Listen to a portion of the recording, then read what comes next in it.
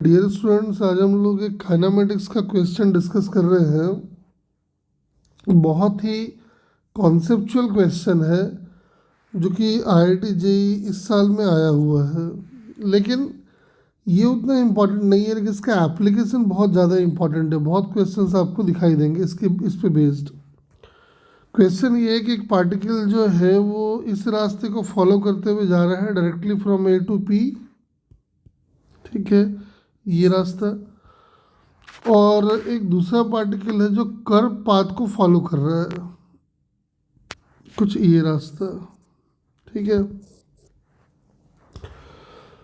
और दोनों की स्टार्टिंग में हॉरिजॉन्टल वेलोसिटी सेम है। मतलब ये बीड जब इधर आया तो भी उसकी हॉरिजॉन्टल वेलोसिटी यहाँ पे, मतलब at the instant of when the particle is at A, दोनों की हॉरिजॉन्टल वेलोसिटी सेम है।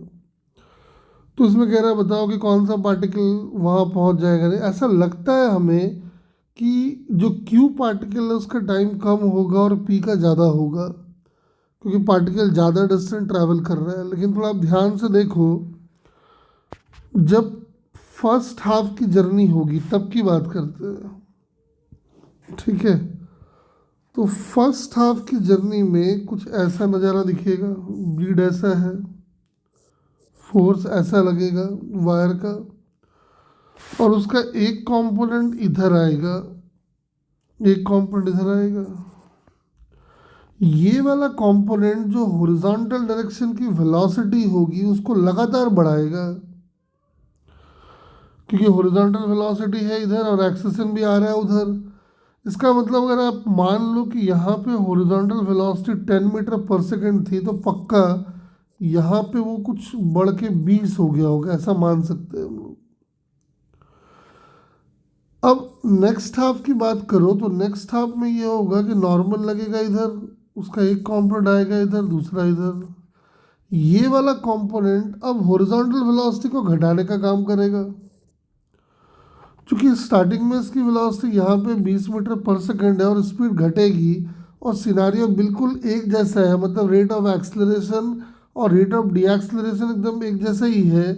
तो जब ये यहाँ आएगा तो दोबारा इसकी हॉरिजॉन्टल वेलोसिटी 10 मीटर पर सेकेंड होगी। तो मार्क करने वाली बात यह है कि जो पार्टिकल लगातार डायरेक्टली ए से बी तक जा रहा है उसकी वेलोसिटी कॉन्स्टेंटली 10 है, ऐसा मान लेते हैं कि 10 हॉरिजॉन्टल वेलोसिटी है। लेकिन जो कर्व्ड पाथ फॉलो कर रहा है उसकी हॉरिजॉन्टल वेलोसिटी हमेशा 10 या 10 से ज़्यादा है, और डिस्टेंस दोनों को सेम ट्रैवल करना है। तो ऑब्वियसली जो पार्टिकल कर्व्ड पाथ फॉलो कर रहा है उसका टाइम कम होगा, क्योंकि उसकी हॉरिजॉन्टल वेलोसिटी हमेशा ही 10 या 10 से ज़्यादा है। ये एक बहुत ही कॉन्सेप्चुअल क्वेश्चन है जो आपको समझना है और जानना है। अब ये तो बात हो गया, चलो ठीक है। ये क्वेश्चन बहुत बच्चे इसका आंसर रटते रहते हैं, मैंने फील किया है। आप इसको समझ सकते हो, ये बहुत बढ़िया क्वेश्चन है। इसका मतलब क्यू पी का जो टाइम होगा वो छोटा होने वाला है एज कंपेयर टू क्यू। अब इसी क्वेश्चन को जोड़ के ना लोग अलग अलग तरह के क्वेश्चन बनाते हैं। कैसे क्वेश्चन बनाते हैं देखो, कि एक पार्टिकल आया, एक बार तो सीधा चला गया। एक दूसरी पॉसिबिलिटी और है कि हो सकता है कि पार्टिकल ऐसे आए और ऐसा बना दिया। ठीक है, और एक तीसरा पॉसिबिलिटी हो सकता है कि पार्टिकल आया और उसके ऊपर ऐसे चढ़ा दिया। ठीक है, अब आपसे पूछ लिया, बताओ कि अगर ऊपर वाला पार्टिकल कुछ 1 है, इस पार्टिकल का नाम 1 कर दे, इस पार्टिकल का नाम 2 कर दे, इस पार्टिकल का नाम 3 कर दे, तो एंड पॉइंट तक पहुंचने में टाइम हमें लगाना है। ठीक है, लिख देगा कि T1 greater than T2 greater than T3, T1 less than T2 less than T3, T1 equal to T2 equal to T3।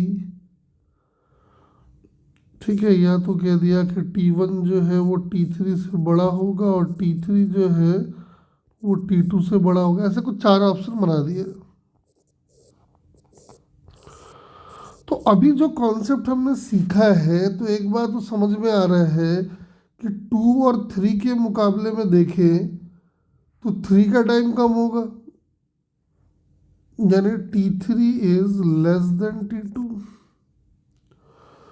In fact अगर आप 1 में देखते हो तो 1 में जो है 1 और 2 को कंपेयर कर लो तो 1 में उल्टा आप देखोगे जो नॉर्मल आएगा वो ऐसे आएगा, वो डीएक्सलरेट कर रहा है, यानी हॉरिजॉन्टल वेलोसिटी उल्टा घट के रहेगी।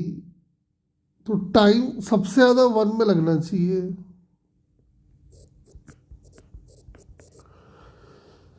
यानी सबसे कम टाइम जो है वो 3 में लगना चाहिए, सबसे ज़्यादा टाइम 1 में लगना चाहिए, फिर 2 तो ऑप्शन ही हो जाएगा। आपको इसका बहुत सारा कॉन्सेप्ट दिखाई पड़ेगा, यूट्यूब में बहुत सारे ग्राफिकल क्वेश्चन नज़र आते हैं, तो आप इनको इन कॉन्सेप्ट को लगा के सॉल्व कर सकते हैं। बट आपको अगर ये कॉन्सेप्ट समझ में आया हो और आप इससे बेनिफिट हुए हो तो काइंडली चैनल को सब्सक्राइब करें और ज़्यादा से ज़्यादा बच्चों के पास इसको स्प्रेड करें।